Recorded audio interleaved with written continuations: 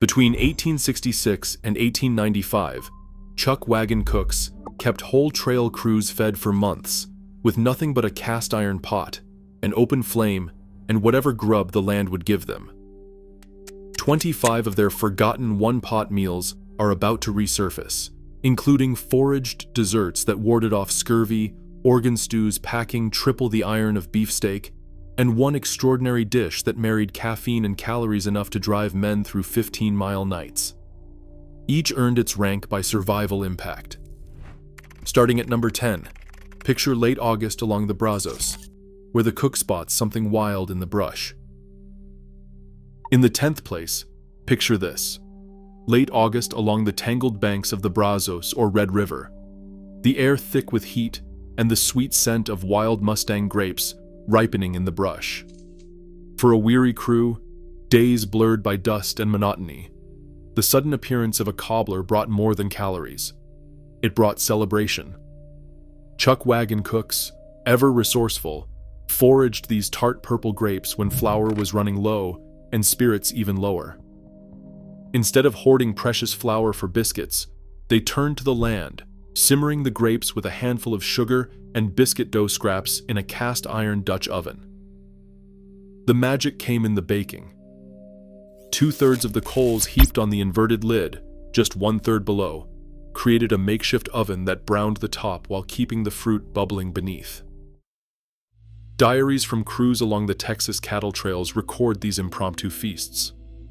One cobbler, baked right in camp, could feed 10 men and deliver a rare burst of vitamin C when citrus was nowhere to be found. The Mustang grape cobbler didn't just ward off scurvy, it lifted morale, reminding every hand that even on the leanest drives, the land itself could offer up something sweet. And as the last spoonful disappeared, the crew knew the next day would bring beans, salt pork, and the long grind north. But for one evening, dessert belonged to the open range. Number 9. Dried apple stack cake marked rare moments of celebration along the cattle trails, a ritual reserved for river crossings, paydays, or the end of a punishing stretch. Picture this. A chuck wagon cook, up before dawn, soaking leathery slices of dried apple in the only clean water the crew could spare, letting them plump overnight while biscuit dough was rolled thin and baked on the griddle. The result, 6 or 7 golden rounds, each layered with sweetened, spiced apples, became a kind of edible diary, a record of endurance and camaraderie. Wrapped tightly in cloth and stashed in the wagon box, the stack cake could last up to 5 days, holding its moisture and flavor even as the trail wore on. Sugar was precious, and the cook's careful hand with it meant every bite was a reminder of home. Cowboys would gather, passing slices around, savoring the rare taste of fruit and the comfort of a shared treat. Diaries from the Chisholm and Western trails mention these cakes at Red River crossings, a pause in the relentless push north. While not an everyday grub, the dried apple stack cake offered more than calories. It offered morale, a sweet punctuation before the return to salt pork and beans. Yet as the last crumbs disappeared, the trail demanded its due, and the cook turned once again to the organ meats and dense stews that kept the crew moving. 8th place. Picture this. A raw wind scouring the plains, the sun barely rising as a chuck wagon cook leans over a battered Dutch oven, stirring a stew that few today would recognize. Son of a bitch stew, known by no gentler name, was the ultimate waste, nothing meal, a full organ concoction that drew on every edible part of the steer. Into the pot went heart, liver, kidneys, and sweetbreads, simmered low and slow for 4 hours with whatever root vegetables could be spared. In Texas, marrow bones were prized, their rich centers melting into the broth and delivering a punch of iron, nearly triple the amount found in a steak. In New Mexico, trail cooks added dried chili pods, turning the stew into a fiery brick-red sustenance that warmed men clear through. For cowboys facing the lean months, this was survival in a pot. The crew might grumble at first, but the nutrition was undeniable. A single bowl could supply up to 300% more iron than a standard beef cut, warding off anemia and staving off fatigue on the trail. Diaries from the Chisholm Trail note the morale boost after a son-of-a-bitch stew supper, even if the taste was an acquired one. While sweets like cobbler lifted spirits, it was this stew, dense, unflinching, and rich in every sense, that kept bodies working through winter's hardest stretch. Yet, as the last scraps disappeared, a more desperate protein fix sometimes loomed on the horizon. However, the most ingenious dish was yet to come. Number 7. Picture this. The sun hangs heavy over the Texas plains, July 1874, and the trail boss calls for a halt. Supplies are running thin, meat is spoiling in the relentless heat, and the crew is hungry for protein. In moments like these, the chuck wagon cook turns to a desperate measure: prairie oyster. As soon as the herd's young bulls are castrated, their testicles, fresh, unspoiled, and loaded with nutrients, are claimed for the pot. There is no time for hesitation. Organ meat spoils fast under a prairie sun, so the cook slices them up, tosses them with wild garlic, prairie sage, and whatever roots can be dug from the earth, and simmers the whole lot in a battered Dutch oven. The result is a stew that is both survival food and a lesson in frontier resourcefulness. Trail boss diaries from that 1874 Austin to Dodge City drive hint at this emergency grub. One bull's yield, enough to feed a crew of 8 to 12 men for 2, sometimes 3 days. Each serving delivers a powerful punch of zinc and protein, vital for wound healing and stamina on the long push north. Cooking the organ meat the same day as castration is not just practical, it is essential. A way to dodge the ever-present threat of spoilage before preservation methods like jerky or salt pork could be brought into play. Prairie oyster stands out as a dish born of crisis, a protein fix that kept the herd moving when all other options ran out. And just as the last bowl is scraped clean, the cook begins to eye the next challenge: how to stretch preserved meats, how to invent new ways to keep the crew fed when the trail grows longer and the supplies grow ever more uncertain. Number 6. Picture this. A cold wind sweeping across the Llano Estacado, the crew's spirits sagging as the last of the fresh beef disappears from the chuck box. Here, ingenuity takes over. Jerky gravy, a dish born from both necessity and the old country. Scottish and Irish trail cooks, drawing on memories of home, would pound dried beef jerky to a fine powder, a trick passed down through generations. That powder, no more than half a pound, stretched into a rich gravy when whisked into 12 cups of boiling water or thin broth, seasoned with black pepper, wild sage, or whatever dried herbs could be spared from the cook's pouch. The result? Enough to feed 10 hungry men, each getting a taste of meat, even when the pot held little more than broth and flour scraps. This method didn't just save fuel, it transformed the last scraps of preserved beef into a meal that could satisfy both hunger and memory. Immigrant cook manuals from the 1870s describe this as a way to make meat go further, a philosophy that echoed across the open range. Jerky gravy wasn't just sustenance, it was a lesson in adaptation, a bridge between the old world and the new, and a foundation for the spice-laden fusion dishes that would soon follow as the cattle trails brought together cooks from every corner of the globe. Number 5. Imagine the smoke rising from campfires along the Red River, where the familiar scent of simmering beef mingles with something unexpected, a sharp, sweet aroma drifting on the wind. This is Red River goulash, a dish that marked a turning point in trail cuisine, as Hungarian paprika found its way into the heart of the Texas frontier. Trail cooks, inspired by immigrant hands and the steady trickle of imported spices, began to transform the humble beef stew. Into the Dutch oven went 5 pounds of tough beef, 3 cups of wild onions foraged from creek beds, and, crucially, 2 heaping tablespoons of paprika, bright red, pungent, and capable of masking the gamey tang of long-hung meat. Ranch ledgers from the 1880s record the purchase of paprika tins along the Red River, a sign that this spice was more than a passing fancy. For 3 hours, the goulash would simmer low and slow, the paprika infusing every bite, turning a simple gravy extender into a bold, spice-driven stew that could feed a dozen hungry men. The result was a meal that cut through monotony and fatigue, a taste of the old world reborn on the open range. Red River goulash stands as proof that even in the most rugged conditions, culinary borders were meant to be crossed. With every bowl, Cowboys tasted the promise of something new, a reminder that the trail brought not just hardship, but also the chance for invention. And as the last traces of paprika faded from the pot, the crew braced for the next staple, beans always waiting in the wings. Number 4. Picture this. A dawn chill settling over the camp.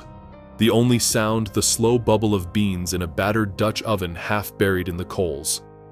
For the Cowboys of the open range, beans weren't just a meal. They were economic survival, the backbone of trail grub when fresh beef grew scarce and every cent counted. After the Civil War, government warehouses overflowed with surplus Navy beans, driving the price down to just $2.50 for a 50-pound sack, less than a fifth of what the same weight in beef would cost. Chuck wagon cooks, ever pragmatic, leaned into this windfall, soaking beans overnight, sometimes up to 12 hours, then simmering them for 6 more, often burying the pot to harness every bit of heat from the dying fire. Warehouse records from 1866 through 1870 confirm the scale. Beans by the barrel, delivered to railheads and ranches alike, feeding crews of 10 men night after night. Each cup packed 15 grams of protein, a slow-release fuel that kept bodies moving across 15 to 20 miles of trail. At a time when every calorie mattered, beans offered more than just satiety. They delivered the highest protein per penny of any staple, making them the undisputed cornerstone of the cowboy diet. Before the rare treat of a fruit cobbler or a slab of bacon, there were always beans, stretching the chuck budget and filling bellies long after the sun had dipped below the horizon. In the world of the cattle drive, the humble navy bean was both a bargain and a blessing, simmered low and slow while the world slept, ready to greet another hard day on the trail. Coming to the top 3, picture this. The summer of 1883. West Texas locked in drought, cattle bones whitening under a pitiless sun, and a crew of trail hands facing not just hunger, but scurvy. In these desperate weeks, a German-born cook known only as Dutch Johns turned to a dish that was part dessert, part medicine, called spotted pup. The recipe was as simple as it was ingenious. 3 cups of rice boiled in a battered Dutch oven, 2 cans of condensed milk poured in for richness, and a cup of whatever dried fruit could be scavenged from the chuck box: apricots, raisins, sometimes even prunes. In 30 minutes, the pot yielded a sweet, creamy pudding speckled with fruit, enough to feed 12 men. Oral histories from drought relief crews recall how spotted pup did more than fill bellies. Each serving delivered nearly 900 calories, a crucial energy reserve for men burning through 3,000 calories each day. But the real miracle was hidden in the fruit.